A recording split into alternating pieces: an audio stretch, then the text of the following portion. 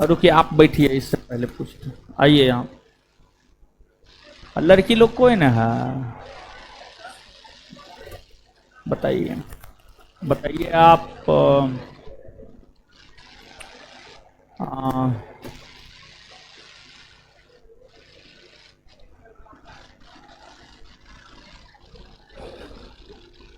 किस अनुच्छेद में इस बात का विवरण है कि 14 वर्ष से कम उम्र के बालकों को खान कारखाना या किसी भी काम में शामिल ना किया जाए?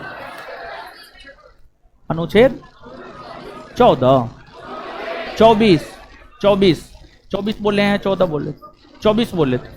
ठीक ठीक है, आगे बताइएगा।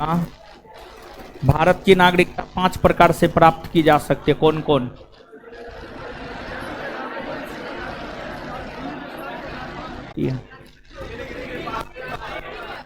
नीलगिरी की पहाड़ी।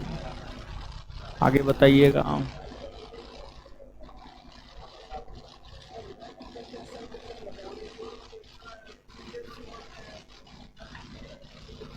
क्या हुआ? हो गया, ठीक हो गया। हाँ ठीक, ठीक है जाइए।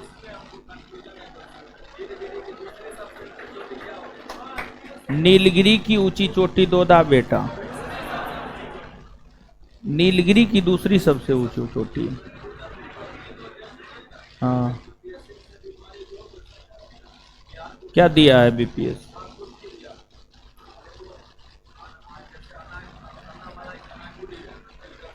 वो तो सबसे ऊंची चोटी है। दक्षिण भारत की सबसे। हाँ कुर्ती, माकुती। नीलगिरी की दूसरी सबसे ऊंची चोटी माकुती हो सकता है, दक्षिण भारत की नहीं, नीलगिरी की हो सकता है। हाँ हो सकता है, ठीक है।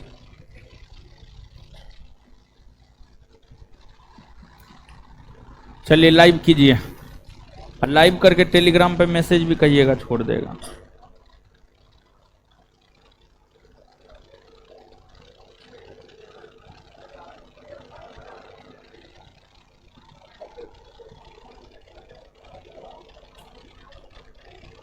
क्लास लाइव हो गया? क्लास लाइव है? हाय लाइव हो गया ना? ठीक है, ठीक है ना? दिखा रहा है लाइव हो गया, देखें आवाज आवाज जा रहा है? हाँ टेलीग्राम पे भी तो मैसेज छोड़िए दिया। हाँ अरे है कि एप्लीकेशन पे बहुत ज़्यादा लोड हो गया, और एप्लीकेशन पर बहुत ज़्यादा लोड होने के कारण सर्वरे काम करना छोड़ दिया। जैसे कभी कभी देखते होंगे जियो का नेटवर्क कट ना जाता है, तो फिर हेलो हेलो करते रहिए, आवाज़ जाता है न, तो वही हो गया। एप्लीकेशन पर अत्यधिक लोड के कारण सर्वर ही काम करना छोड़ दिया था, इसलिए बीच में क्लास आपको रुका, लगभग आधा घंटा से ज़्यादा क्लास आपका डिस्टर्ब हो गया। तो क्वेश्चन नंबर 211 से हमको बताना है, कुछ मैसेज भी हमारे मोबाइल पर आया है। क्वेश्चन नंबर 211 से 211, क्वेश्चन नंबर 211 क्या कह रहा है? तो क्वेश्चन नंबर 211 यह कह रहा है कि राष्ट्रपति और मंत्रिपरिषद के बीच संवाद की मुख्य कड़ी के रूप में कौन कार्य करता है? राष्ट्रपति और मंत्रिपरिषद के बीच संवाद की मुख्य कड़ी के रूप में प्रधानमंत्री काम करते हैं। कौन काम करते हैं? प्रधानमंत्री। देखिए मंत्रिपरिषद का मुखिया प्रधानमंत्री होता है। मंत्रिपरिषद जो भी निर्णय लेता है उस निर्णय से, मंत्रिपरिषद जो भी निर्णय लेता है उस निर्णय से राष्ट्रपति को अवगत प्रधानमंत्री करवाते हैं। मंत्रिपरिषद का मुखिया प्रधानमंत्री होता है, मंत्रिपरिषद का मुखिया प्रधानमंत्री होता है, और मंत्रिपरिषद जो भी निर्णय लेता है उस निर्णय से राष्ट्रपति को अवगत प्रधानमंत्री करवाता है। अर्थात राष्ट्रपति और मंत्रिपरिषद के बीच संवाद की मुख्य कड़ी के रूप में काम करता है प्रधानमंत्री। इस बात की चर्चा है भारतीय संविधान के अनुच्छेद 78 में। और अनुच्छेद 78 को थोड़ा विस्तार पूर्वक आप देखेंगे तो आप यह कह सकते हैं कि जो अनुच्छेद 78 है यह राष्ट्रपति के कार्यों के विषय में यह प्रधानमंत्री के कार्यों के विषय में बताता, प्रधानमंत्री के कार्यों के विषय में बताता है। प्रधानमंत्री का क्या काम होता है उस बात से अवगत हमें करवाता है अनुच्छेद 78। प्रधानमंत्री का क्या काम होता है उस बात से हमें अवगत करवाता है अनुच्छेद 78। क्लियर है? चलिए ऑनलाइन वाले लोग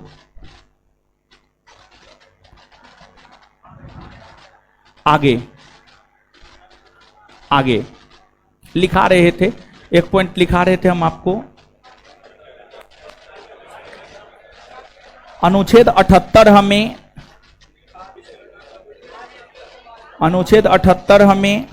प्रधानमंत्री के कर्तव्यों के विषय में जानकारी देता है। अनुच्छेद 78 हमें प्रधानमंत्री के कर्तव्यों के विषय में जानकारी देता है। अनुच्छेद 78 हमें प्रधानमंत्री के कर्तव्यों के विषय में जानकारी देता है। अनुच्छेद 78 हमें प्रधानमंत्री के कर्तव्यों के विषय में जानकारी देता है।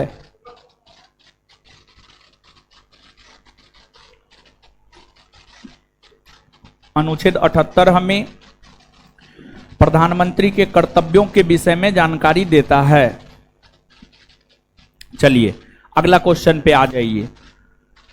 अगला क्वेश्चन क्या कह रहा है? निम्नलिखित में से कौन राष्ट्रपति द्वारा नियुक्त किया जाता है लेकिन उनकी मर्जी से पद धारण नहीं करता है? देखिए, भारत के नियंत्रक और महालेखा परीक्षक, मुख्य चुनाव आयुक्त, राज्यों के राज्यपाल, प्रधानमंत्री और अन्य मंत्री, भारत का महान्यायवादी। समझिएगा आप इस बात को। क्वेश्चन क्या कह रहा है जानते हैं? क्वेश्चन ये कह रहा है कि इन पदाधिकारियों में से कौन ऐसे हैं जिसकी नियुक्ति करते तो राष्ट्रपति हैं लेकिन वह राष्ट्रपति के प्रसाद प्रयत्न अपने पद पर नहीं रहता, राष्ट्रपति के मर्जी से अपने पद पर नहीं रहता है। समझिएगा इस बात को। एक तो पहली बात यह है कि भारत के नियंत्रक, महालेखा परीक्षक, मुख्य चुनाव आयुक्त, राज्यों के राज्यपाल, प्रधानमंत्री और अन्य मंत्री तथा भारत के महान्यायवादी, इन सब की नियुक्ति भारत का राष्ट्रपति करता है। इन सब की नियुक्ति कौन करते हैं? भारत के राष्ट्रपति। इन सब की नियुक्ति की हम बात करें तो इन सभी की नियुक्ति करते हैं भारत के राष्ट्रपति।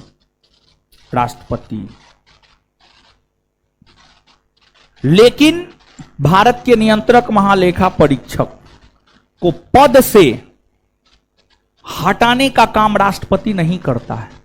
इसको पद से हटाने का काम भारत की संसद करता है और इसको उसी प्रक्रिया द्वारा पद से हटाया जाता है जिस प्रक्रिया द्वारा सुप्रीम कोर्ट के मुख्य न्यायाधीश को पद से हटाया जाता है या सुप्रीम कोर्ट के अन्य न्यायाधीश को पद से हटाया जाता है।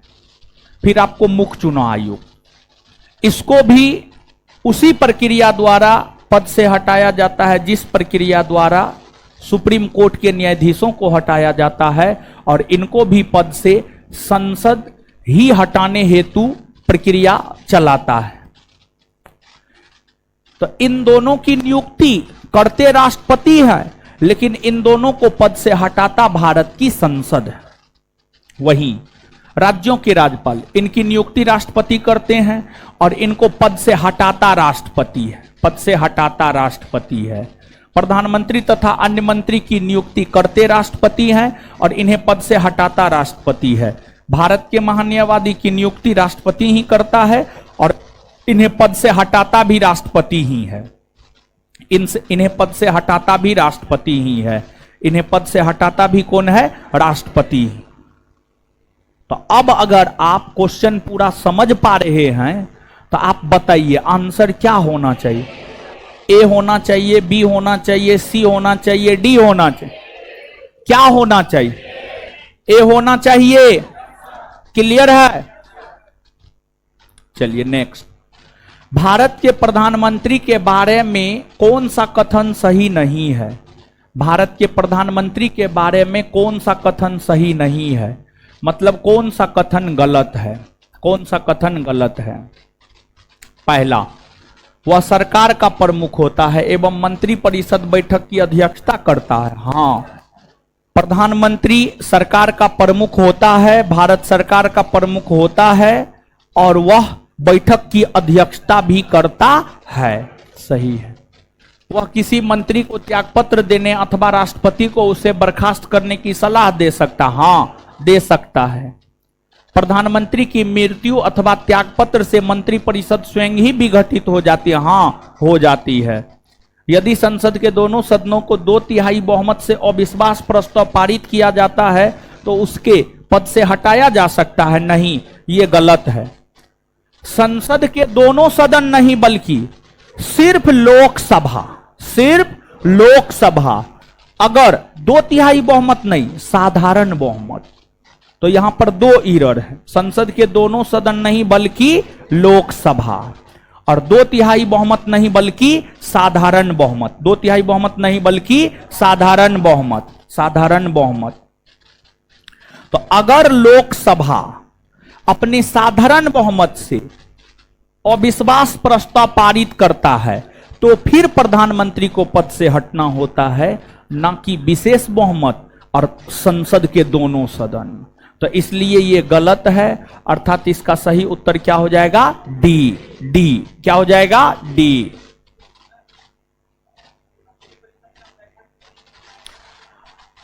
जरूरत पड़ने पर, ठीक है, जरूरत पड़ने पर।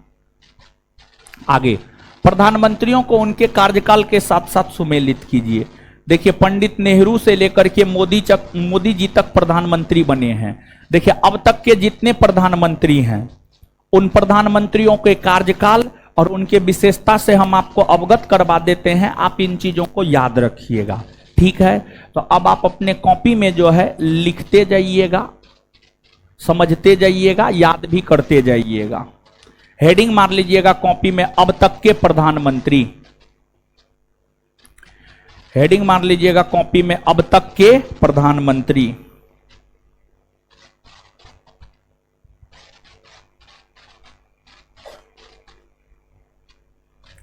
अब तक के प्रधानमंत्री। चलिए, तो देश के पहले प्रधानमंत्री बने हैं पंडित जवाहरलाल नेहरू। पंडित जवाहरलाल नेहरू। जवाहरलाल नेहरू का जो कार्यकाल है वह है 1947 से लेकर के 1964। वह है 1947 से लेकर के 1964, 1947 से लेकर 1964। और देखिए, नेहरू जी से लेकर मोदी जी तक अभी तक जितने भी प्रधानमंत्री हुए हैं उन सभी प्रधानमंत्रियों में सबसे लंबा कार्यकाल, सबसे बड़ा कार्यकाल पंडित जवाहरलाल नेहरू का ही है। सबसे लंबा कार्यकाल और सबसे बड़ा कार्यकाल किसका है? पंडित जवाहरलाल नेहरू का। समझ गए? तो देश के प्रथम प्रधानमंत्री कौन बने हैं? देश के प्रथम प्रधानमंत्री, अब तक के प्रधानमंत्री में प्रधानमंत्री के तौर पर सबसे लंबा कार्यकाल किनका है? सबसे लंबा कार्यकाल, सबसे लंबा कार्यकाल पंडित जवाहरलाल नेहरू का। इसके बाद देश के दूसरे प्रधानमंत्री बने हैं लाल बहादुर शास्त्री। लाल बहादुर शास्त्री, और जो लाल बहादुर शास्त्री हैं इनका कार्यकाल है 1964 से 1966, 1964 से 1966, 1964 से 1966। और देखिए, इनका पद पर रहते हुए ताशकंद में निधन हो गया। इनका पद पर रहते हुए उज्बेकिस्तान के एक प्रमुख शहर ताशकंद में 1966 ईस्वी में निधन हो गया। तो ये एक ऐसे प्रधानमंत्री हैं जिनका पद पर रहते हुए निधन भारत से बाहर हुआ है। ये एक ऐसे प्रधानमंत्री है जिनका पद पर रहते हुए निधन भारत से बाहर हुआ है। और इन्हीं के समय 1965 ईस्वी में भारत पाक युद्ध हुआ था। इन्हीं के समय 1965 ईस्वी में भारत पाक युद्ध हुआ था, और उस युद्ध में इन्होंने नारा दिया था, जय जवान जय किसान, जय जवान जय किसान। और उस समय देश में खाद्यान्न संकट की स्थिति उत्पन्न हो गई थी। लोगों के पास खाने के लिए अनाज नहीं थे, तब प्रधानमंत्री लाल बहादुर शास्त्री एक दिन स्वयं भूखे रहकर देखे कि लोग सप्ताह में एक दिन भूखे रह सकता है या नहीं रह सकता है, तो ये रह गए, इनको कुछ नहीं हुआ। फिर इन्होंने अपने पूरे परिवार के लोगों को एक दिन भूखे रखा, तो इनके परिवार के लोग भी रह गए। तब इन्हें लगा कि न, जब हम रह सकते हैं, हमारे परिवार के सभी लोग एक दिन भूखे रह सकते हैं, तो देश के सब लोग भी एक दिन भूखे रह सकते हैं। और भारत पाक युद्ध के दौरान इन्होंने भारत की जनता से आह्वान किया कि आप सप्ताह में कम से कम एक दिन भूखे रहिए, क्योंकि देश में खाद्यान्न की संकट की स्थिति उत्पन्न हो गई है और आपके एक दिन भूखे रहने से जो है बहुत कुछ संभाला जा सकता है, और एक दिन भूखे रहने से आप मरिएगा नहीं, आप मर नहीं सकते, समझिए, मर नहीं सकते हैं। तो ये चीज है। तो इनके आह्वान पर देश के लोगों ने एक दिन खाना खाना छोड़ दिया था, ताकि खाद्यान्न संकट विकट स्थिति में ना हो, खाद्यान्न संकट विकट स्थिति में ना हो।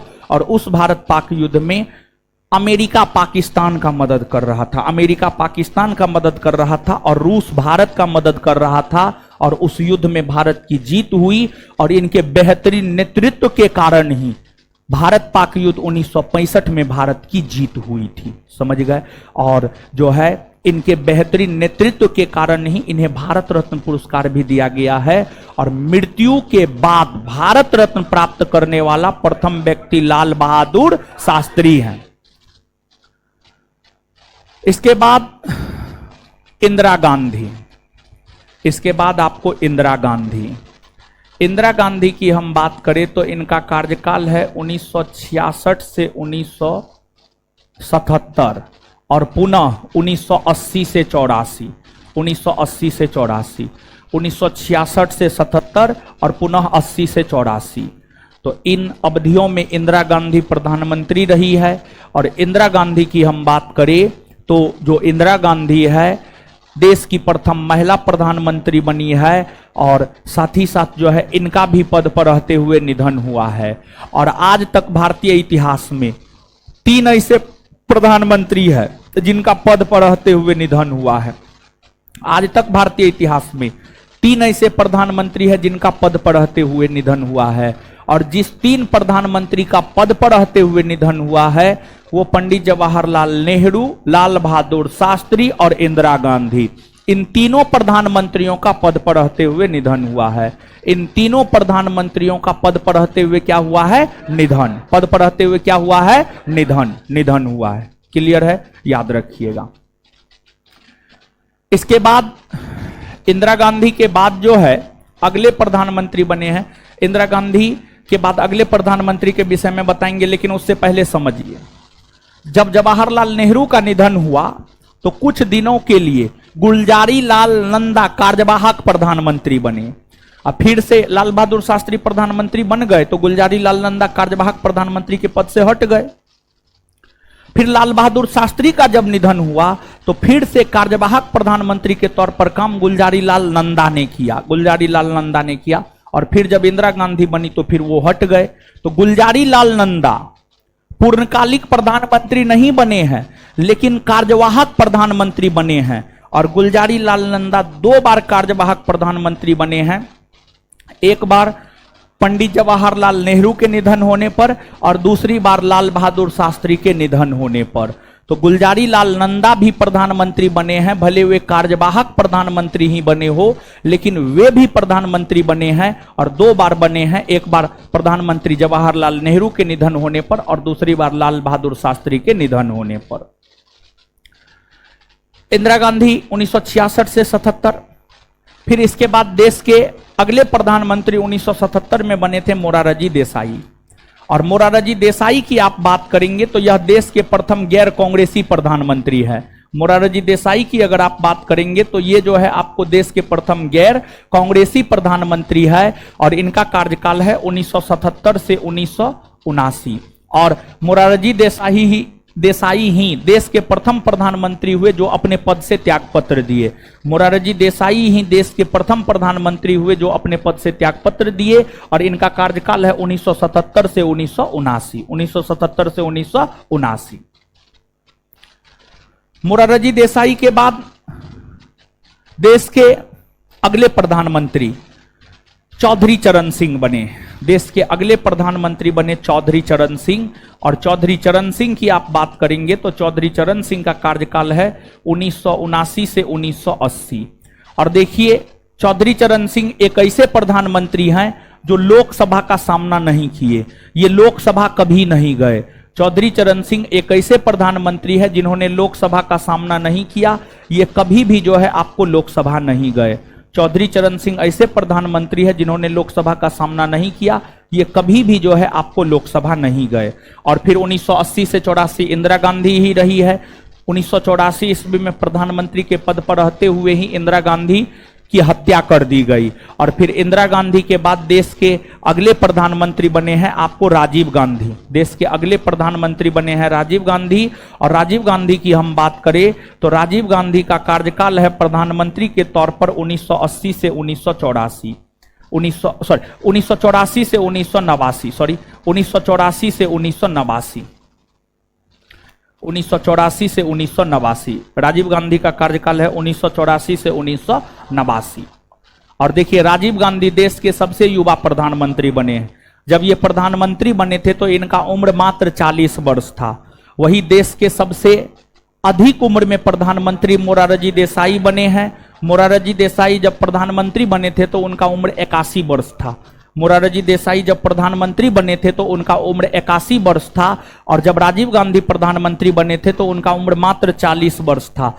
यानी सबसे युवा प्रधानमंत्री राजीव गांधी और सबसे अधिक उम्र में प्रधानमंत्री बनने का रिकॉर्ड मोरारजी देसाई के नाम दर्ज है। किसके नाम दर्ज है? मोरारजी देसाई। मोरारजी देसाई के नाम दर्ज है। क्लियर है? याद रखिएगा। तो यहां तक पहले याद कर लेते हैं, फिर आगे बढ़ जाएंगे। कितने प्रधानमंत्री है जिनका पद पर रहते हुए निधन हो? कितने प्रधानमंत्री है जिनका पद पर रहते हुए निधन? कितने? कौन कौन? क्लियर? सबसे अधिक समय तक प्रधानमंत्री के पद पर कौन? किस प्रधानमंत्री का पद पर रहते हुए निधन देश से बाहर हुआ है? लाल बहादुर शास्त्री। आगे बताइएगा। जवाहरलाल नेहरू के निधन होने पर कार्यवाहक प्रधानमंत्री कौन बने? गुलजारी लाल। लाल बहादुर शास्त्री के निधन होने पर कार्यवाहक प्रधानमंत्री कौन बने?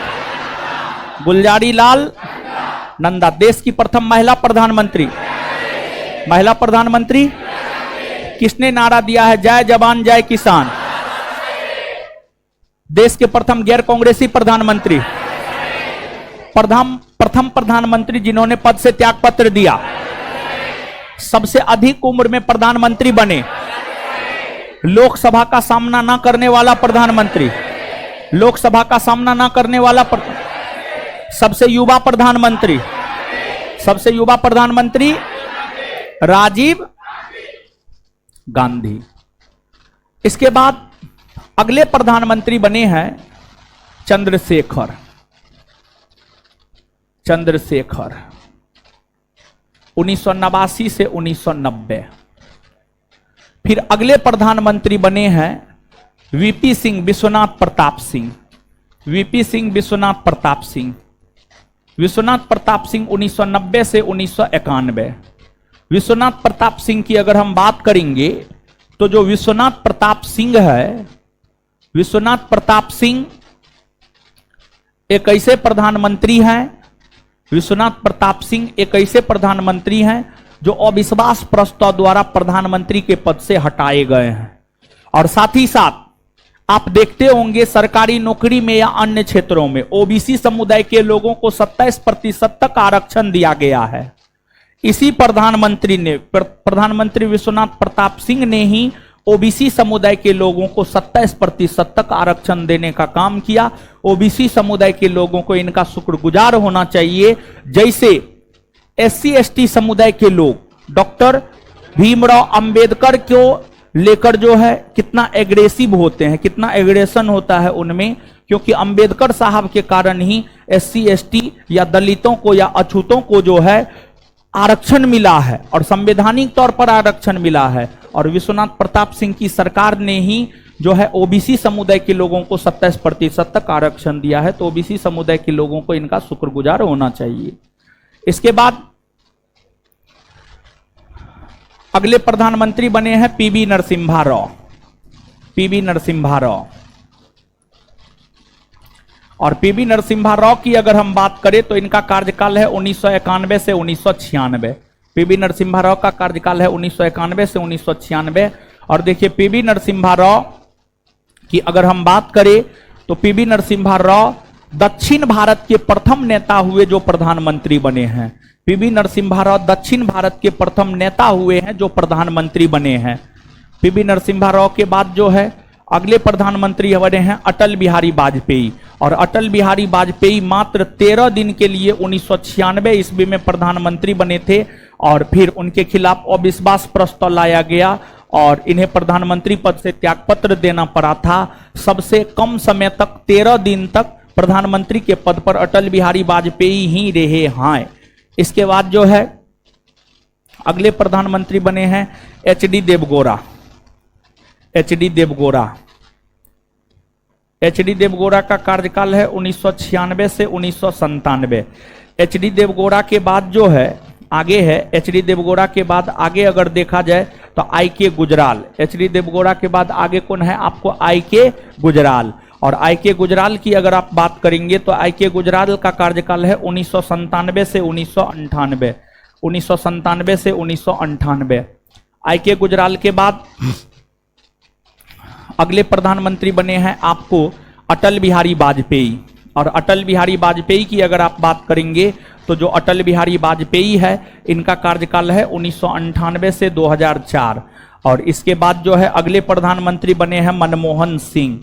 मनमोहन सिंह बने हैं, और मनमोहन सिंह की आप बात करेंगे तो जो मनमोहन सिंह है, मनमोहन सिंह का कार्यकाल है 2004 से 2014। और इसके बाद अगले प्रधानमंत्री बने हैं नरेंद्र मोदी। और नरेंद्र मोदी की आप बात करेंगे तो जो नरेंद्र मोदी है, नरेंद्र मोदी का कार्यकाल है 2014 से लेकर के अब तक। 2014 से लेकर के अब तक। तो जो हमारे मोदी जी हैं व्यक्तिगत तौर पर देश के 15वें प्रधानमंत्री बने हैं। क्लियर है?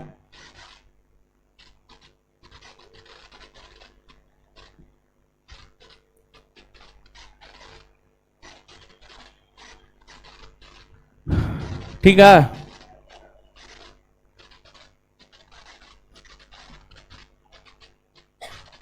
यही प्रधानमंत्री का कार्यकाल है। और देखिए ध्यान दीजिएगा, लिख लिए इतना लिख लिए तो आगे समझिएगा थोड़ा सा, ठीक है? और समझ करके लिखा भी देंगे, याद भी करवा देंगे इस बात को। तो आइए देखिए, कुल 6 गो ऐसन प्रधानमंत्री हुए जो प्रधानमंत्री बनने से पहले मुख्यमंत्री हुआ करते थे। कुल 6 गो ऐसे प्रधानमंत्री हुए जो प्रधानमंत्री बनने से पहले मुख्यमंत्री हुआ करते थे। वे 6 में एक है नरेंद्र मोदी। नरेंद्र मोदी प्रधानमंत्री बनने से पहले गुजरात के मुख्यमंत्री हुआ करते थे। नरेंद्र मोदी प्रधानमंत्री बनने से पहले गुजरात के मुख्यमंत्री हुआ करते थे। फिर दूसरा है आपको एच.डी. देवगौड़ा। ये प्रधानमंत्री बनने से पहले कर्नाटक के मुख्यमंत्री हुआ करते थे। और फिर तीसरे है आपको पीवी नरसिम्हा राव। ये प्रधानमंत्री बनने से पहले आंध्र प्रदेश के मुख्यमंत्री हुआ करते थे। और फिर अगले है आपको वीपी सिंह, विश्वनाथ प्रताप सिंह। ये प्रधानमंत्री बनने से पहले उत्तर प्रदेश के मुख्यमंत्री हुआ करते थे। और फिर चौधरी चरण सिंह है, ये भी प्रधानमंत्री बनने से पहले उत्तर प्रदेश के मुख्यमंत्री हुआ करते थे। और फिर मोरारजी देसाई है, ये भी प्रधानमंत्री बनने से पहले मुख्यमंत्री हुआ करते थे। और ये मुंबई प्रांत के मुख्यमंत्री हुआ करते थे। मुंबई प्रांत के मुख्यमंत्री हुआ करते थे। तो 6 ऐसे प्रधानमंत्री है जो प्रधानमंत्री बनने से पहले मुख्यमंत्री हुआ करते थे। मोरारजी देसाई, चौधरी चरण सिंह, विश्वनाथ प्रताप सिंह, पीवी नरसिम्हा राव, एच.डी. देवगौड़ा, नरेंद्र मोदी। तो नीचे से लिखिएगा, 6 ऐसे प्रधानमंत्री हैं, 6 ऐसे प्रधानमंत्री हैं, 6 ऐसे प्रधानमंत्री हैं, 6 ऐसे प्रधानमंत्री हैं, 6 ऐसे प्रधानमंत्री हैं जो प्रधानमंत्री बनने से पहले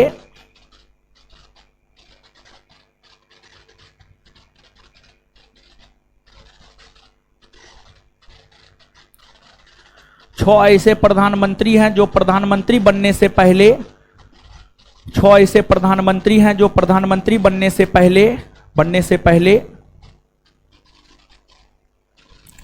पहले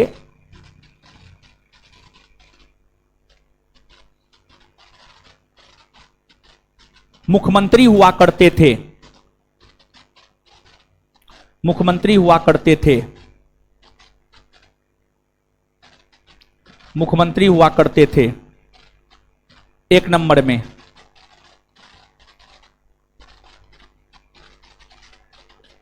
एक नंबर में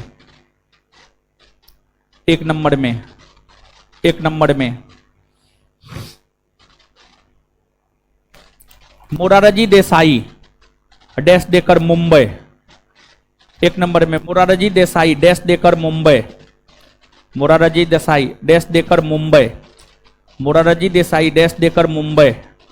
मोरारजी देसाई डैश देकर मुंबई। 2 नंबर में चौधरी चरण सिंह डैश देकर उत्तर प्रदेश। 2 नंबर में चौधरी चरण सिंह डैश देकर उत्तर प्रदेश। 2 नंबर में चौधरी चरण सिंह डैश देकर उत्तर प्रदेश। 2 नंबर में चौधरी चरण सिंह डैश देकर उत्तर प्रदेश। 2 नंबर में चौधरी चरण सिंह डैश देकर उत्तर प्रदेश। 3 नंबर में विश्वनाथ प्रताप सिंह। 3 नंबर में विश्वनाथ प्रताप सिंह डैश देकर के उत्तर प्रदेश। 3 नंबर में विश्वनाथ प्रताप सिंह डैश देकर के उत्तर प्रदेश। 3 नंबर में विश्वनाथ प्रताप सिंह डैश देकर के उत्तर प्रदेश। 4 नंबर में पीवी नरसिम्हा राव डैश देकर के आंध्र प्रदेश। पीवी नरसिम्हा राव डैश देकर के आंध्र प्रदेश। पीवी नरसिम्हा राव डैश देकर के आंध्र प्रदेश। पीवी नरसिम्हा राव डैश देकर के आंध्र प्रदेश। डैश देकर के आंध्र प्रदेश। अगला एचडी देवगौड़ा डैश देकर कर्नाटक। एचडी देवगौड़ा डैश देकर कर्नाटक। एचडी देवगौड़ा डैश देकर कर्नाटक। एचडी देवगौड़ा डैश देकर कर्नाटक। एचडी देवगौड़ा डैश देकर Karnataka. Next point HD Deve Gowda dash देकर Karnataka. Next point Narendra Modi dash देकर गुजरात। नरेंद्र मोदी डैश देकर गुजरात। नरेंद्र मोदी डैश देकर गुजरात। नरेंद्र मोदी डैश देकर गुजरात। ठीक है, तो बताइए हो कितने ऐसे प्रधानमंत्री हुए जो प्रधानमंत्री बनने से पहले मुख्यमंत्री रहे? कितने कितने? पहला मोरारजी, दूसरा चौधरी, तीसरा चौथा, पांचवा, छठा। अच्छा एगो बात, कितने ऐसे राष्ट्रपति जो उपराष्ट्रपति भी बने? 6। सर्वपल्ली राधाकृष्णन, जाकिर हुसैन, बीबी गिरी, आर वेंकट रमन, शंकर दयाल शर्मा, के आर नारायण। कल्हे न बताए, रिवीजन नहीं करते हैं, रिवीजन किया कीजिए। तो 6 ऐसे उपराष्ट्रपति हैं जो राष्ट्रपति बने हैं और 6 ऐसे मुख्यमंत्री हैं जो प्रधानमंत्री बने। क्लियर है? यहां से एक प्रश्न आने की पूरी संभावना है, तो इसलिए याद रख लीजिएगा, नहीं तो फिर परीक्षा में क्वेश्चन नहीं बनेगा। ठीक है, चलिए चौधरी चरण सिंह, इनका कार्यकाल है 1979 से 80। एचडी देवगौड़ा, इनका कार्यकाल है 96 से 97। इंद्र कुमार गुजराल 97 से 98। चंद्रशेखर 89 से 90। विश्वनाथ प्रताप सिंह 90 से 91। 3 4 5 1 2। 3 4 5 1 2। आंसर ए होगा, होगा ए। चलिए अगला क्वेश्चन की ओर बढ़ते हैं। कौन एक से अधिक बार प्रधानमंत्री नियुक्त हुए? जवाहरलाल नेहरू लगातार 3 बार प्रधानमंत्री नियुक्त हुए। 52, 57, 62। 52, 57 लगातार 3 बार, एक बार से अधिक। इंदिरा गांधी, हाँ ये भी लगातार 3 बार। गुलजारी लाल नंदा, हाँ 2 बार। एक बार जवाहरलाल नेहरू के निधन होने पर कार्यवाहक और दूसरी बार लाल बहादुर शास्त्री। अटल बिहारी वाजपेयी, हाँ ये भी अधिक बार बने हैं, एक से अधिक बार बने, तो आंसर हो जाएगा उपर्युक्त में सभी। असत्य कथन को पहचानिए, गलत कथन को पहचानिए, गलत कथन को पहचानिए, यानी इसमें गलत कौन है। कैबिनेट मंत्रियों में सबसे बड़ा कार्यकाल जगजीवन राम का रहा है, जो लगभग 32 वर्ष केंद्रीय मंत्रिमंडल में रहे हैं। सही है, ये सही है। देखिए क्वेश्चन को समझिएगा, असत्य कथन को पहचाने मतलब गलत कथन को पहचाने। कैबिनेट मंत्रियों में सबसे बड़ा कार्यकाल जगजीवन राम का रहा है, जो लगभग 32 वर्ष केंद्रीय मंत्रिमंडल में रहे। हाँ, सबसे लंबा कार्यकाल इन्हीं का रहा है, ठीक है, सही है। सबसे लंबी अवधि तक एक ही विभाग का कार्यभार संभालने वाली केंद्रीय मंत्री राजकुमारी अमृता कौर थी। हाँ, ये भी सही है, स्वास्थ्य विभाग ये भी सही है, दोनों सही है। तो इसमें गलत कौन है, ना तो एक ना ही दो, आंसर क्या हो जाएगा डी। इसमें गलत कोई भी नहीं है, ना तो एक ना ही दो, दोनों सही ही है। तो इसको याद रख लीजिएगा। कैबिनेट मंत्री के तौर पर सबसे अधिक वर्षों तक केंद्रीय मंत्रिमंडल में रहने का रिकॉर्ड किसके नाम दर्ज है? आए? किसके नाम दर्ज है? किसके नाम दर्ज है? जगजीवन राम। आगे बताइएगा, सबसे लंबे अवधि तक एक ही विभाग का कार्यभार संभालने वाली केंद्रीय मंत्री कौन बनी? कौन बनी है? राजकुमारी अमृता कौर। चलिए आगे आइए। सूची 1 को सूची 2 से सुमेलित कीजिए तथा सूचियों के नीचे दिए गए कुट से सही उत्तर चुनिए। सबसे लंबा कार्यकाल प्रधानमंत्री के तौर पर पंडित जवाहरलाल, प्रथम गैर कांग्रेसी प्रधानमंत्री। मोरारजी, लोकसभा का सामना न करने वाले प्रधानमंत्री। चौधरी चरण पद ग्रहण करते समय किसी भी सदन के सदस्य नहीं थे। पीवी नरसिम्हा। देखिए, अगर कोई प्रधानमंत्री का पद ग्रहण किया, लेकिन वो ना तो लोकसभा का सदस्य है ना राज्यसभा का सदस्य, कोई दिक्कत नहीं है, वह पद ग्रहण कर सकता है। लेकिन पद ग्रहण करने की तिथि से 6 माह के भीतर दोनों में से किसी भी एक सदन की सदस्यता आवश्यक है। लेकिन पद ग्रहण करने से पहले दोनों में से किसी भी एक सदन की सदस्यता क्या है? आवश्यक है। क्लियर है? तो अगर कोई प्रधानमंत्री पद ग्रहण किया है तो पद ग्रहण करते समय वो किसी सदन का सदस्य नहीं है, कोई दिक्कत नहीं है। लेकिन पद ग्रहण करने के बाद 6 माह के भीतर लोकसभा या राज्यसभा दोनों में से किसी भी एक सदन की सदस्यता आवश्यक होती है। पद ग्रहण करते समय विधानसभा का सदस्य एचडी देवगौड़ा। मिलाइए, क्या होगा? सी होगा। नीचे से लिखिए, कोई प्रधानमंत्री या मंत्री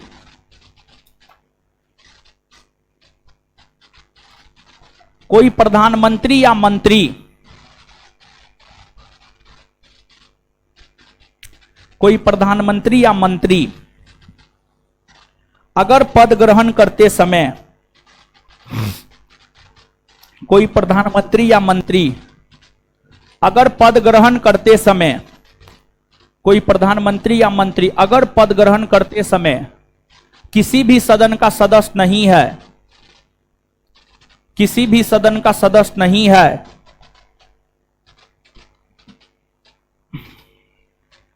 किसी भी सदन का सदस्य नहीं है,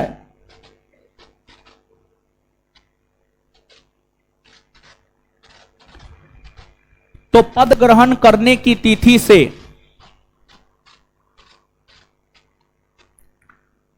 पद ग्रहण करने की तिथि से 6 माह के भीतर पद ग्रहण करने की तिथि से 6 माह के भीतर पद ग्रहण करने की तिथि से 6 माह के भीतर दोनों में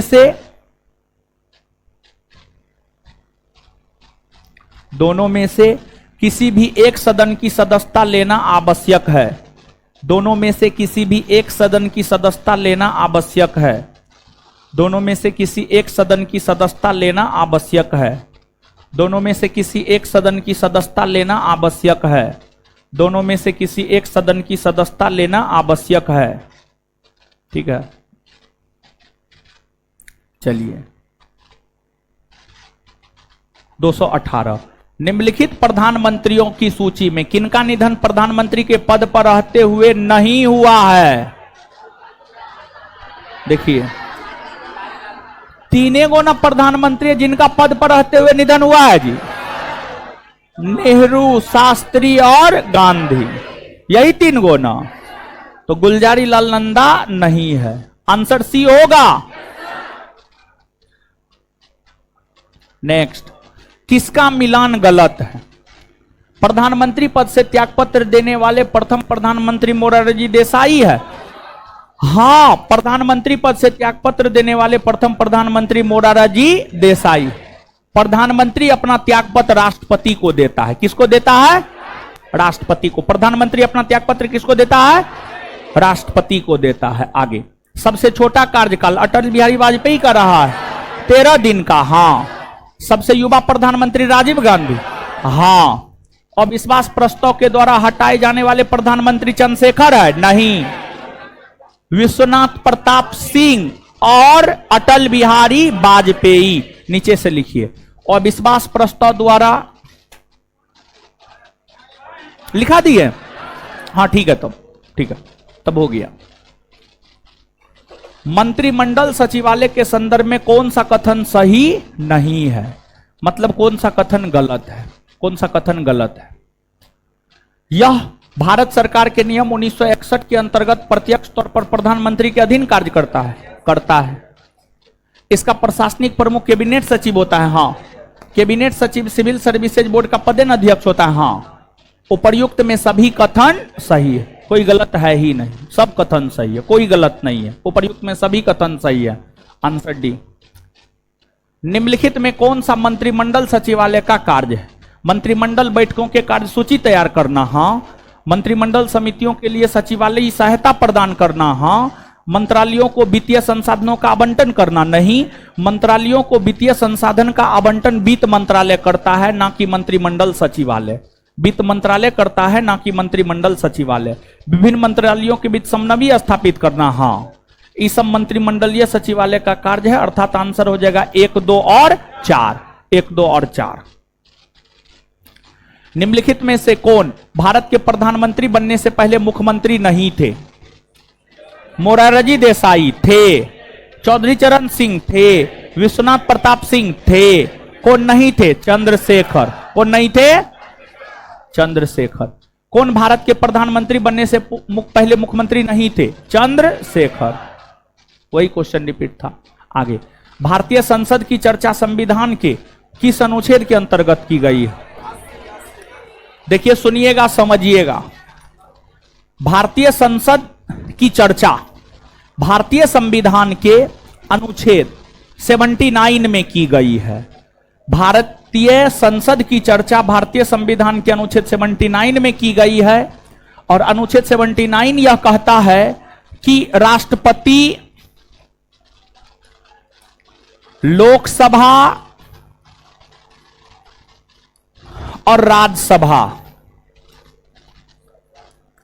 राष्ट्रपति, लोकसभा और राज्यसभा, राष्ट्रपति, लोकसभा और राज्यसभा को मिलाकर के संसद का गठन किया जाता है। संसद का गठन किया जाता है। और जो संसद है भारत में कानून का निर्माण करने वाली सबसे बड़ी संस्था है। जो संसद है यह भारत में कानून का निर्माण करने वाली सबसे बड़ी संस्था है। बिहार दरोगा का पूछा हुआ क्वेश्चन है कि भारत में कानून का निर्माण करने वाली सबसे बड़ी संस्था कौन है? तो आंसर हो जाएगा संसद। और संसद की चर्चा अनुच्छेद 79 में, अनुच्छेद 79 में। और अनुच्छेद 79 यह कहता है कि संसद के अंतर्गत राष्ट्रपति, लोकसभा और राज्यसभा आता है। क्लियर है? तो याद रखिएगा।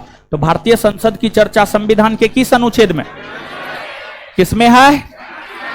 भारत में कानून का निर्माण करने वाली सबसे बड़ी संस्था, भारत में कानून का निर्माण करने वाली सबसे बड़ी संस्था आए। संसद के अंतर्गत कौन कौन आता है?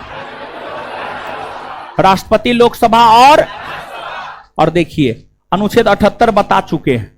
राष्ट्रपति को मंत्रिपरिषद द्वारा लिए गए निर्णय से प्रधानमंत्री अवगत करवाता है। अर्थात प्रधानमंत्री के कर्तव्यों की चर्चा है 78 में। अनुच्छेद 80 हमें राज्यसभा के विषय में बताता है, राज्यसभा के संरचना के विषय में बताता है। अनुच्छेद 80, अनुच्छेद 80 हमें राज्यसभा के विषय में बताता है, राज्यसभा के संरचना के विषय में बताता है, राज्यसभा के संरचना के विषय में बताता है। और अनुच्छेद 80 जो है, अनुच्छेद 80 की हम बात करें तो अनुच्छेद 80 यह कहता है कि संसद का एक सदन राज्यसभा होगा। अनुच्छेद 80 ही यह कहता है कि संसद का एक सदन राज्यसभा होगा और राज्यसभा अस्थाई सदन होता है। राज्यसभा की हम बात करें तो यह अस्थाई सदन होता है और राज्यसभा अस्थाई सदन होता है, इसलिए इसे भंग नहीं किया जा सकता है। और राज्यसभा अस्थाई सदन होता है इसलिए इसका कोई कार्यकाल नहीं होता है, इसलिए इसका कोई कार्यकाल नहीं होता है। और राज्यसभा का कोई कार्यकाल नहीं होता है, लेकिन राज्यसभा के सदस्यों का कार्यकाल होता है और राज्यसभा के सदस्यों का कार्यकाल होता है 6 वर्षों का। राज्यसभा के सदस्यों का कार्यकाल होता है 6 वर्षों का। राज्यसभा के सदस्यों का कार्यकाल 6 वर्षों का होता है और प्रत्येक 2 वर्ष पर 1/3 सदस्य पदमुक्त होते हैं। प्रत्येक 2 वर्ष पर 1/3 सदस्य क्या होते हैं? पदमुक्त। प्रत्येक 2 वर्ष पर 1/3 सदस्य क्या होते हैं? पदमुक्त होते हैं। और राज्यसभा में वर्तमान में अधिकतम सदस्यों की संख्या 250 हो सकती है। राज्यसभा में अधिकतम सदस्यों की संख्या 250 हो सकती है, लेकिन वर्तमान में राज्यसभा में सदस्यों की संख्या है 245। वर्तमान में राज्यसभा में सदस्यों की संख्या है 245 245 सदस्य है। और राज्यसभा में जो वर्तमान में 245 सदस्य है, 245 में से 233 को निर्वाचित होते हैं अलग अलग राज्य और केंद्र शासित प्रदेश से। 233 को निर्वाचित होते हैं अलग अलग राज्य और केंद्र शासित प्रदेश से और 12 को मनोनीत होते हैं। और 12 का मनोनयन भारत के राष्ट्रपति अनुच्छेद 80 के क्लाउज 3 के तहत करते हैं, साहित्य, कला, विज्ञान और समाज सेवा के क्षेत्र से। और इधर जो 233 को निर्वाचित होता है, 233 सीट अलग अलग राज्यों को दिया गया है। जैसे कि आपको जो है उत्तर प्रदेश को राज्यसभा में 31 सीट दिया गया है, 31 सीट दिया गया है। महाराष्ट्र को राज्यसभा में 19 सीट दिया गया है। तमिलनाडु को राज्यसभा में 18 सीट दिया गया है। बिहार को 16, बंगाल को 16 सीट दिया गया है। तो जिस प्रकार प्रत्येक राज्य को राज्यसभा में सीट दिए गए हैं, उसी प्रकार केंद्र शासित प्रदेशों को भी राज्यसभा में सीट दिए गए हैं। वर्तमान में 8 केंद्र शासित प्रदेश है और 8 केंद्र शासित प्रदेश में से 3 केंद्र शासित प्रदेश को राज्यसभा में प्रतिनिधित्व है। 5 केंद्र शासित प्रदेश को राज्यसभा में प्रतिनिधित्व नहीं है। जिस 5 केंद्र शासित प्रदेश को राज्यसभा में प्रतिनिधित्व नहीं है वह है लद्दाख, दादर नगर हवेली, दमन और द्वीप, लक्षद्वीप, पुडुचेरी, लक्षद्वीप, पुडुचेरी नहीं होगा, सॉरी एक बार फिर से। 5 केंद्र शासित प्रदेश को राज्यसभा में प्रतिनिधित्व नहीं है, जो है लद्दाख, लद्दाख के बाद चंडीगढ़, चंडीगढ़ के बाद दादर नगर हवेली, दमन और द्वीप, लक्षद्वीप, अंडमान निकोबार द्वीप समूह। ये 5 केंद्र शासित प्रदेश को राज्यसभा में प्रतिनिधित्व नहीं है। 3 केंद्र शासित प्रदेश को राज्यसभा में प्रतिनिधित्व है और जिस 3 केंद्र शासित प्रदेश को राज्यसभा में प्रतिनिधित्व है वो है दिल्ली, पुडुचेरी, जम्मू कश्मीर। दिल्ली को राज्यसभा में 3 सीट, पुडुचेरी को 1, जम्मू कश्मीर को 4, जम्मू कश्मीर को 4। क्लियर है? तो याद रखिएगा। तो नीचे से लिखिएगा, नीचे से लिखिएगा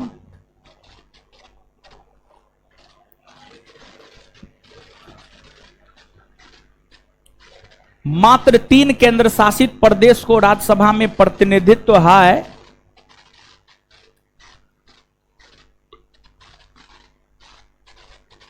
जो निम्न है।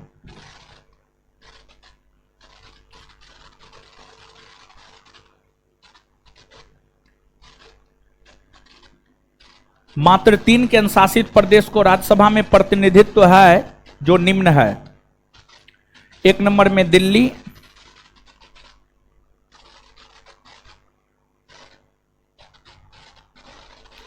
2 नंबर में पुडुचेरी,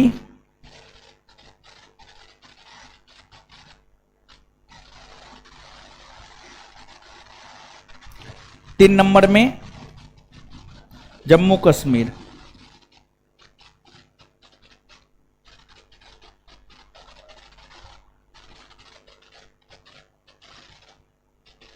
लिख लीजिए। दिल्ली में 3, पुडुचेरी में 1, दिल्ली में 3, पुडुचेरी में 1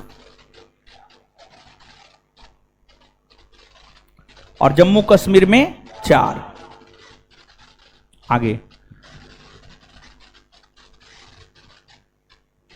आगे अब 2 गो कॉलम बनाइए। एगो में लिखिए राज्य, दूसरे में राज्यसभा सीट। 2 गो कॉलम बनाइए। एक में लिखिए राज्य, दूसरे में राज्यसभा सीट। एक में लिखिए राज्य, दूसरे में राज्यसभा सीट। एक में लिखिए राज्य, दूसरे में राज्यसभा सीट। एक में लिखिए राज्य, दूसरे में राज्यसभा सीट। राज्य में लिखिए उत्तर प्रदेश। राज्य में लिखिए उत्तर प्रदेश। राज्यसभा सीट में 31। राज्यसभा सीट में 31। 2 में महाराष्ट्र। 2 में महाराष्ट्र।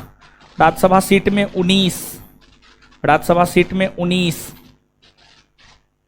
राज्यसभा सीट में 19। 3 में तमिलनाडु। 3 में तमिलनाडु। 3 में तमिलनाडु। राज्यसभा सीट में 18। राज्यसभा सीट में 18। 4 में बिहार और पश्चिम बंगाल। बिहार और पश्चिम बंगाल। राज्यसभा सीट में 16। बिहार और पश्चिम बंगाल राज्यसभा सीट में 16। बिहार और पश्चिम बंगाल राज्यसभा सीट में 16। Next Karnataka, Rajya Sabha seat 12। Karnataka Rajya Sabha seat 12। Karnataka Rajya Sabha seat 12। आगे आंध्र प्रदेश, मध्य प्रदेश और गुजरात। आंध्र प्रदेश, मध्य प्रदेश और गुजरात राज्यसभा सीट 11। आंध्र प्रदेश, मध्य प्रदेश और गुजरात राज्यसभा सीट 11। आंध्र प्रदेश, मध्य प्रदेश और गुजरात राज्यसभा सीट 11। राज्यसभा सीट 11। आगे ओडिशा और राजस्थान राज्यसभा सीट 10। ओडिशा और राजस्थान राज्यसभा सीट 10। ओडिशा और राजस्थान राज्यसभा सीट 10। ओडिशा और Rajasthan Rajya Sabha seat 10। Kerala Rajya Sabha seat 9। Kerala Rajya Sabha seat 9। Punjab, Assam और तेलंगाना राज्यसभा सीट 7। पंजाब, असम और तेलंगाना राज्यसभा सीट 7। पंजाब, असम और तेलंगाना, पंजाब, असम और तेलंगाना राज्यसभा सीट 7। झारखंड 6। झारखंड 6। झारखंड 6। झारखंड 6 झारखंड 6। आगे छत्तीसगढ़ और हरियाणा 5।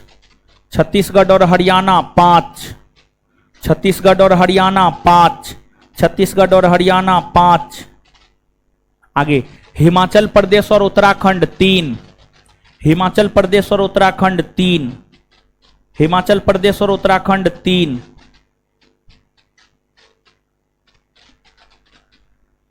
इसके अलावा अन्य जितने भी राज्य हैं सबको 1 सीट। 7 सिस्टर और गोवा, इसके अलावा 7 सिस्टर और गोवा बच रहा है, तो इसके अलावा भी लिख ही लीजिए। लिखिएगा, लिखिएगा।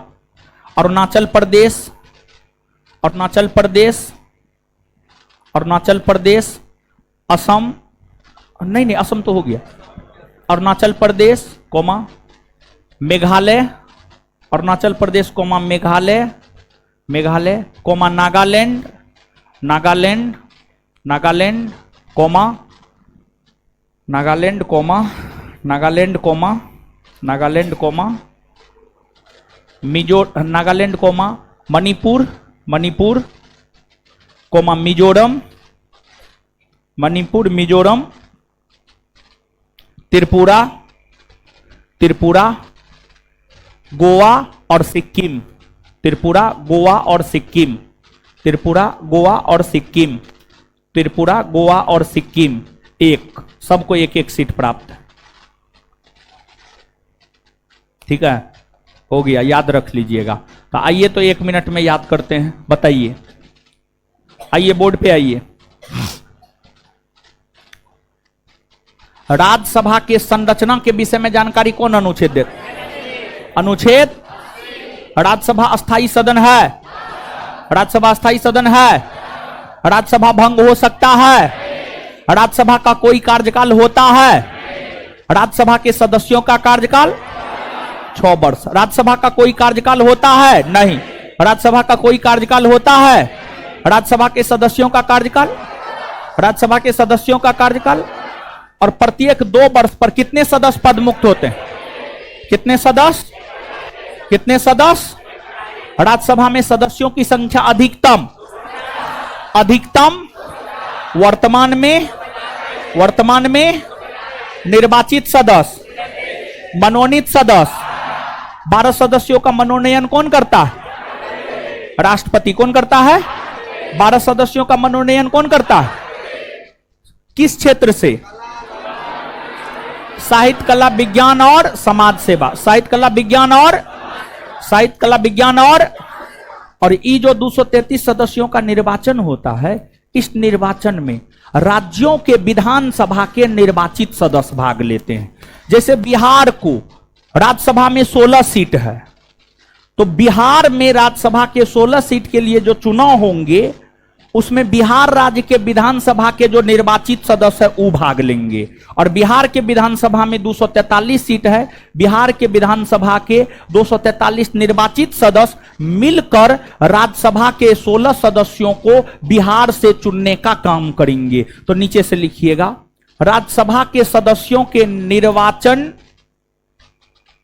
में भाग, राज्यसभा के सदस्यों के निर्वाचन में भाग, नेक्स्ट पॉइंट, राज्यसभा के सदस्यों के निर्वाचन में भाग, राज्यसभा के सदस्यों के निर्वाचन में भाग, राज्यसभा के सदस्यों के निर्वाचन में भाग, राज्यसभा के सदस्यों के निर्वाचन में भाग, राज्यों के विधानसभा के निर्वाचित सदस्य, राज्यों के विधानसभा के निर्वाचित सदस्य, राज्यों के विधानसभा के निर्वाचित सदस्य, राज्यों के विधानसभा के निर्वाचित सदस्य, राज्यों के विधानसभा के निर्वाचित सदस्य, राज्यों के विधानसभा के निर्वाचित सदस्य लेते हैं, राज्यों के विधानसभा के निर्वाचित सदस्य लेते हैं, राज्यों के विधानसभा के निर्वाचित सदस्य लेते हैं। ठीक है, चलिए अब आइए, क्या सभी केंद्र शासित प्रदेश को राज्यसभा में प्रतिनिधित्व है? नहीं। कितने को है? कितने को? कौन कौन? दिल्ली को कितना? पुडुचेरी, जम्मू कश्मीर। और राज्यसभा में सभी राज्यों को प्रतिनिधित्व है? हाँ है। देखिए, सभी राज्यों को प्रतिनिधित्व इसलिए है क्योंकि सभी राज्य में विधानसभा है, और सभी केंद्र शासित प्रदेश को प्रतिनिधित्व इसलिए नहीं है क्योंकि सभी केंद्र शासित प्रदेश में विधानसभा नहीं है। विधानसभा सिर्फ इसी 3 केंद्र शासित प्रदेश में है, और इसी 3 केंद्र शासित प्रदेश में सिर्फ विधानसभा है, इसलिए राज्यसभा में इसी 3 केंद्र शासित प्रदेश को प्रतिनिधित्व है। बाद बाकी 5 केंद्र शासित प्रदेश में विधानसभा नहीं है, इसलिए उन 5 केंद्र शासित प्रदेशों को राज्यसभा में कोई प्रतिनिधित्व नहीं होता है। अब बताइए, उत्तर प्रदेश को राज्यसभा में कितना सीट? उत्तर प्रदेश, महाराष्ट्र, तमिलनाडु, बिहार बंगाल 16। इसके बाद कर्नाटक, आंध्र प्रदेश, मध्य प्रदेश, गुजरात, आंध्र प्रदेश, मध्य प्रदेश, गुजरात। कितना? 11। कितना? ओडिशा, राजस्थान 10, ओडिशा, राजस्थान, केरल 9, केरल, असम, पंजाब, तेलंगाना 7, असम, पंजाब, तेलंगाना, झारखंड, उत्तराखंड, हरियाणा, छत्तीसगढ़, हरियाणा 5, छत्तीसगढ़, हरियाणा, हिमाचल प्रदेश, उत्तराखंड। इसके अलावा जितना राज्य है सबको, अरुणाचल प्रदेश, सिक्किम, गोवा, नागालैंड, मणिपुर, मिजोरम, त्रिपुरा। क्लियर। एक बार फिर से, उत्तर प्रदेश, उत्तर प्रदेश, महाराष्ट्र, तमिलनाडु, बिहार, बंगाल, कर्नाटक, आंध्र प्रदेश, मध्य प्रदेश, गुजरात। आंध्र प्रदेश, मध्य प्रदेश, गुजरात। कितना? 11 ना। ओडिशा और राजस्थान, ओडिशा और राजस्थान, केरल, केरल, पंजाब, असम, तेलंगाना, पंजाब, असम, तेलंगाना, झारखंड, झारखंड, हरियाणा, छत्तीसगढ़, हरियाणा, छत्तीसगढ़, हरियाणा, छत्तीसगढ़, हिमाचल प्रदेश, उत्तराखंड, हिमाचल प्रदेश, उत्तराखंड, 12वां राज्य। क्लियर ना? आगे, निम्नलिखित में कौन सा कथन राज्यसभा से संबंधित नहीं है? कौन ऐसा कथन है जो राज्यसभा से संबंधित सही नहीं है, मतलब कौन गलत है? गलत को चुनना है। राज्यसभा के सदस्यों की अधिकतम संख्या कितना? 250। राज्यसभा की संरचना की बात अनुच्छेद 80 करता है। हाँ, सही है। राज्यसभा की सदस्यता के लिए न्यूनतम उम्र 25 वर्ष नहीं, 30 वर्ष। कितना वर्ष? वर्तमान समय में राज्यसभा की संख्या 245 है, जिसमें 12 सदस्य राष्ट्रपति द्वारा मनोनीत किए जाते हैं। हाँ, आंसर सी होगा। अब यहां पर जान लीजिए, ठीक है। देखिए, यहां पर हम आपको लिखते जा रहे हैं, आप लिख लीजिए और फिर याद कर लीजिएगा, ठीक है। राष्ट्रपति, उपराष्ट्रपति और राज्यपाल, और राज्यपाल बनने के लिए न्यूनतम उम्र 35 वर्ष, 35 वर्ष न्यूनतम उम्र। अधिकतम उम्र का कोई जिक्र नहीं है। न्यूनतम उम्र 35 वर्ष, अधिकतम उम्र का कोई भी जिक्र नहीं है। आगे, इसके बाद राज्यसभा और विधानसभा, राज्यसभा और विधान परिषद, सॉरी, राज्यसभा और विधान परिषद, इसका सदस्य बनने के लिए न्यूनतम उम्र 30 वर्ष, 30 वर्ष। इसके बाद लोकसभा, विधानसभा, मुख्यमंत्री, प्रधानमंत्री बनने के लिए न्यूनतम उम्र 25 वर्ष, 25 वर्ष। फिर आपको पंचायती राज और नगर पालिका, और नगर पालिका का सदस्य बनने के लिए न्यूनतम उम्र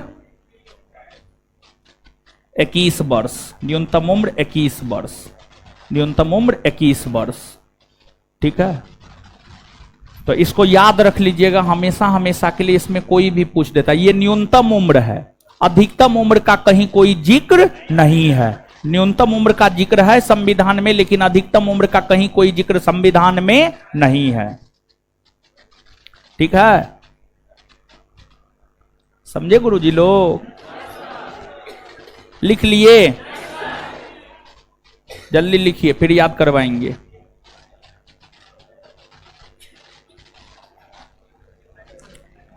लिख लिए?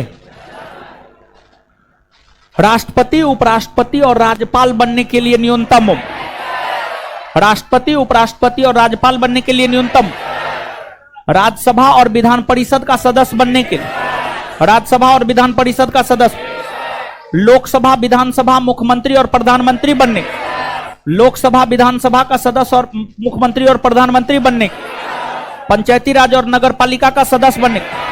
कितना वर्ष? कितना वर्ष? क्लियर ना? चलिए आगे। निम्नलिखित में से राज्यसभा के विषय में कौन सही है? यह भंग नहीं की जा सकती है, सही है। यह एक अस्थाई सदन है, इसलिए इसे भंग नहीं किया जा सकता। यह एक अस्थाई सदन है, इसलिए इसे भंग नहीं किया जा सकता। इसके सदस्यों का कार्यकाल 5 वर्ष नहीं, इसके सदस्यों का कार्यकाल 6 वर्षों का होता है। इसके 1/3 सदस्य प्रति 2 वर्ष के बाद सेवानिवृत्त हो जाते हैं। हाँ, कौन कौन सही है? 1 और 3, यानी आंसर डी। राज्यसभा के उपसभापति का निर्वाचन कौन करता है? राज्यसभा के उपसभापति का निर्वाचन राज्यसभा के सदस्य करते हैं। राज्यसभा के सदस्य, राज्यसभा के सदस्य। किसका मिलान गलत है? केरल 9 सही है, गुजरात 10 नहीं, गुजरात 11 ना जी, 11। हरियाणा 5 सही है, ओडिशा 11 नहीं, ओडिशा 10। तो इसका आंसर बी और डी दोनों हो सकता है। इसका आंसर बी और डी दोनों हो सकता है। तो इसका सही उत्तर होगा, देखिए यही सब थोड़ा थोड़ा, देखिए आप लोग तो क्लास कर रहे हैं, देखिए कितना गलती है। आप हमको ये बात बताइए, मुश्किल से 1%, 1% ना गलती है, मुश्किल से 1% गलती है। क्लास के दौरान सुधरवा देते। देखिए कितनों प्रयास करते हैं, टाइपिंग एरर एका दूगा हो ही जाता है, समझिए कितनों कुछ कर ले हो ही जाता है 1%। हम बहुत प्रयास करके थक चुके हैं, समझ गए, लेकिन 1% गलती हो ही जाता है। कितनों सतर्कता बरतते हैं तब पर, समझ गए। तो अब क्या कर सकते हैं? अब अपना माथा चूर ले तो उससे तो नहीं कुछ होगा। तो क्लास में करवाएंगे, जब गलती होगा सही करवा देंगे, सीधा बात है, समझ गए। तो आंसर इसका बी और डी दोनों हो सकता है। आगे, राज्यसभा के प्रथम उपसभापति, देखिए ध्यान दीजिएगा, सुनिएगा। राज्यसभा के प्रथम सभापति सर्वपल्ली राधाकृष्णन और प्रथम उपसभापति एसवी कृष्णमूर्ति राव, एसवी कृष्णमूर्ति राव। वही लोकसभा के प्रथम अध्यक्ष गणेश वासुदेव मौलंकर और प्रथम उपाध्यक्ष Ananthasayanam Ayyangar. Answer SV Krishnamurthy Rao. तो बता दीजिए राज्यसभा के प्रथम उपसभापति कौन बने थे? S V Krishnamurthy, S V Krishnamurthy. और राज्यसभा के प्रथम सभापति सर्वपल्ली राधाकृष्णन। राज्यसभा के पदेन सभापति उपराष्ट्रपति होते हैं, तो प्रथम उपराष्ट्रपति सर्वपल्ली राधाकृष्णन, तो प्रथम सभापति भी सर्वपल्ली राधाकृष्णन। तो राज्यसभा के प्रथम सभापति कौन? सर्वपल्ली राधाकृष्णन। राज्यसभा के प्रथम सभापति, राज्यसभा के प्रथम सभापति, प्रथम उपसभापति एसवी कृष्णमूर्ति, प्रथम उपसभापति। आगे, राज्यसभा के उपसभापति के संदर्भ में कौन सा कथन गलत है? उपसभापति के संदर्भ में कौन सा कथन गलत है? उपसभापति यदि राज्यसभा का सदस्य नहीं रहता है तो अपना पद रिक्त कर देगा। हाँ, अगर वो सदस्य नहीं है तो उसे अपना पद रिक्त करना पड़ेगा, सही है। सभापति को संबंधित त्यागपत्र द्वारा वह अपना पद त्याग सकेगा। हाँ, एकदम से। यदि राज्यसभा के सदस्यों के पारित संकल्प द्वारा उसे पद से हटाना हो तो 30 दिन पूर्व सूचना देनी होगी। नहीं, 14 दिन पूर्व। कितना दिन पूर्व? 14 दिन पूर्व। यही गलत है, यही उत्तर हो जाएगा, समझ गए। जब उपसभापति को पद से हटाने का संकल्प विचाराधीन हो तो वह पीठासीन नहीं होगा, नहीं होगा, मतलब वो अधिकारी के तौर पर काम नहीं करेगा, नहीं करेगा। देखिए यहां पर एक बात बताते हैं, तो इसका आंसर तो सी हो जाएगा। 30 दिन नहीं बल्कि 14 दिन पूर्व। इसको आप समझ लीजिए और लिखते भी जाइएगा। अनुच्छेद 89, 90, 91 और 92। अनुच्छेद 89, 90, 91 और 92। ठीक है। अनुच्छेद 89, अनुच्छेद 89 यह कहता है कि राज्यसभा का एक सभापति और एक उपसभापति होगा। अनुच्छेद 89 यह कहता है कि राज्यसभा का एक सभापति और एक उपसभापति होगा, और एक उपसभापति होगा, और एक उपसभापति होगा, एक उपसभापति होगा। अनुच्छेद 89 यह कहता है।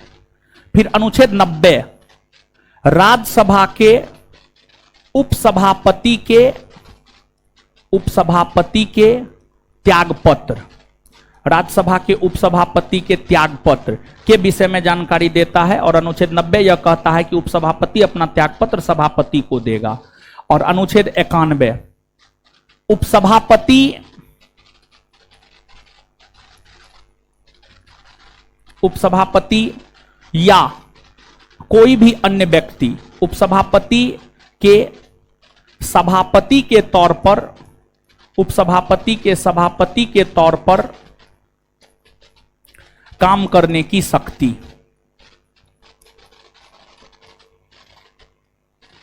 उपसभापति के सभापति के तौर पर काम करने की शक्ति, उपसभापति के सभापति के तौर पर काम करने की शक्ति।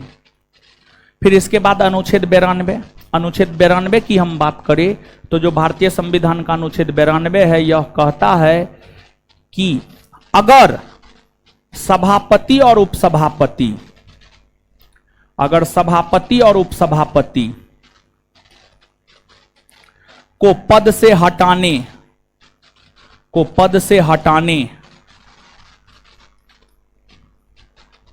का संकल्प विचाराधीन हो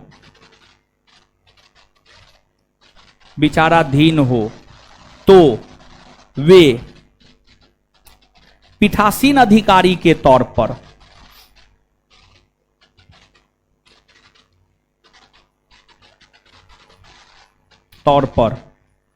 काम नहीं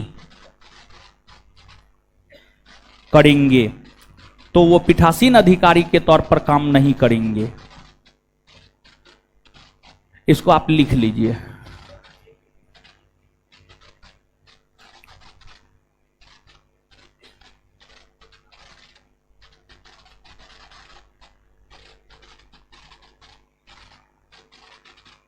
इसको लिखिए।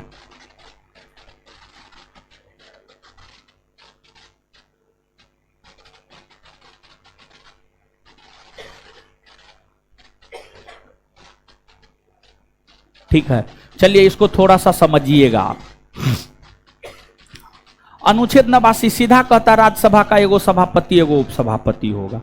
90 उपसभापति अपना त्यागपत्र सभापति को देगा।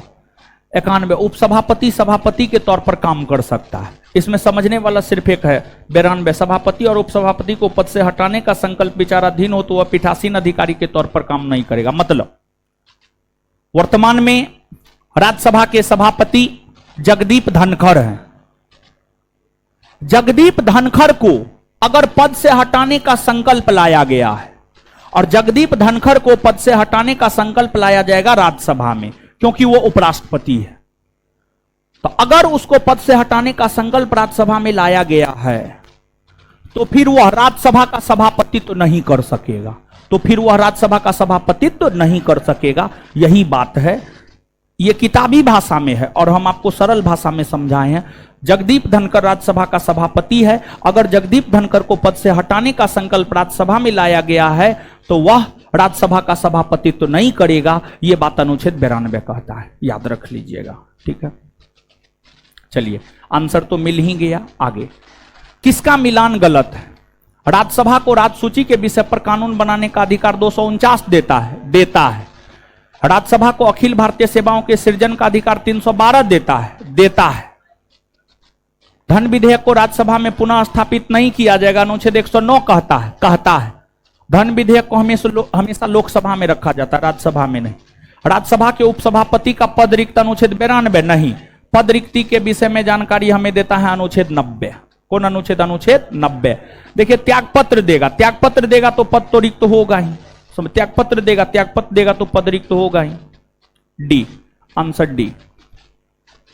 आगे निम्नलिखित में से कौन प्रधानमंत्री अपने पद की शपथ लेते समय राज्यसभा के सदस्य नहीं थे? पद की शपथ लेते समय राज्यसभा के सदस्य नहीं थे। एच.डी. देवगौड़ा। कौन? एच.डी. देवगौड़ा। संसद भवन के पूरा संदर्भ में कौन सा कथन सही है? यह एक वृत्ताकार भवन है जिसकी design architect sir Edwin Lutyens और हेबर्ट ब्रे ने 1912-13 में किया। हाँ, संसद भवन की नींव 12/2/1921 को रखी गई। हाँ, राज्यसभा का पहला गठन 3 अप्रैल 1952 को तथा लोकसभा का गठन 25 अक्टूबर 1951 को हुआ था। नहीं, गलत है। राज्यसभा का गठन 3 अप्रैल 1952 को हुआ था, लेकिन लोकसभा का गठन 25 अक्टूबर 1951 को नहीं हुआ था, बल्कि लोकसभा का भी गठन 1952 में ही हुआ था। लोकसभा का भी गठन 1952 में ही हुआ था। गलत है ये। तो कौन कौन सही है? 1 और 2। निम्नलिखित में से कौन वर्ष में कम से कम 2 बार राज्यसभा का अधिवेशन आहूत करता है? राष्ट्रपति। राष्ट्रपति। किस राज्य या केंद्र शासित प्रदेश से राज्यसभा में प्रतिनिधित्व नहीं है? अंडमान निकोबार। दिल्ली में तो है, ये है 3, पुडुचेरी 1, सिक्किम 1। निम्नलिखित में से कौन भारत के प्रधानमंत्री बनने से पहले मुख्यमंत्री नहीं थे? चंद्रशेखर। कौन? चंद्रशेखर। चलिए, अब क्वेश्चन आ गया आपको लोकसभा से संबंधित। ठीक है, लोकसभा से संबंधित क्वेश्चन आ गया। तो अब देखिए, सुनिएगा। तो अभी प्रधानमंत्री और राज्यसभा 2 टॉपिक आपका खत्म हुआ। ठीक है, अब इससे आगे हम लोग देखेंगे शाम में। इससे आगे हम लोग देखेंगे शाम में। और बिट्टू सर क्या बजे क्लास छोड़ देते हैं आप लोग का? 4:30 में, 4:45 में, 4:45 में। तो ठीक है, हमको पता नहीं था। तो हम आ जाएंगे 5 बजे। मेरा प्रयास रहेगा 5 बजे आ जाने का, या 5:15 बजे तक आपका क्लास हम शुरू कर देंगे, 5:15 बजे से। तो इससे आगे हम लोग मिलेंगे। बैठे रहिए, आप लोग बैठे रहिए। बिहार पुलिस बैच के छात्र बैठे रहेंगे, अभी पढ़ाएंगे आपको। देखिए, जो ऑफलाइन ऑनलाइन कर रहे हैं, जो बिहार पुलिस बैच के छात्र नहीं है, अनाउंसमेंट उनके लिए अनाउंसमेंट यह है कि जो है, अब हम लोग मिलेंगे शाम में 5:15 बजे। हम लोग मिलेंगे शाम में 5:15 बजे। 5:15 बजे मिलेंगे और फिर लोकसभा को देखेंगे, इससे आगे देखेंगे।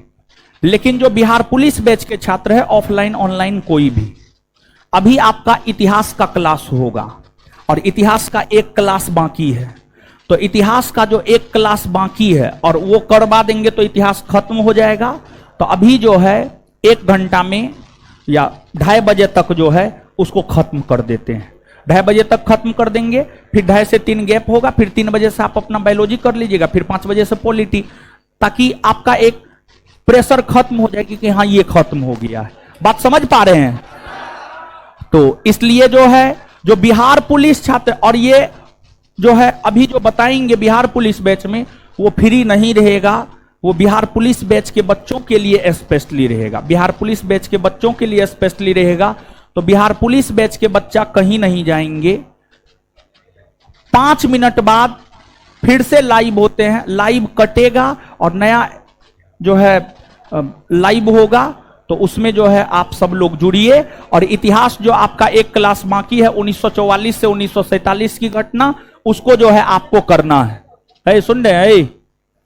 तो अभी के सेशन को काट करके इतिहास में लगाना है। और ये फ्री नहीं रहेगा, पॉलिटी वाला फ्री रहेगा। पॉलिटी वाला जब तक होगा फ्री रहेगा सब बैच के लिए। इतिहास फ्री नहीं रहेगा। 1 क्लास है, वो बताएंगे अभी। तो इस सेशन को काटे नहीं ना अभी, अब काट दीजिए। काट करके इतिहास का नया सेशन लगाइए। गांधी युग, हाँ 10वां 11वां लेक्चर होगा। ठीक है, लगाइए और बिहार पुलिस बैच में लाइव कीजिए। अब बिहार पुलिस बैच के बच्चे कहीं नहीं जाएंगे, बैठे रहिए आप। अभी तुरंत हम यहीं पर, हम यहां से नहीं जाने वाले हैं। 5 मिनट मैक्सिमम लगेगा लगाने में, तो करवाइए, फिर पढ़ते हैं। ठीक है, बैठे रहिए आप लोग, कहीं नहीं जाना है। ठीक है।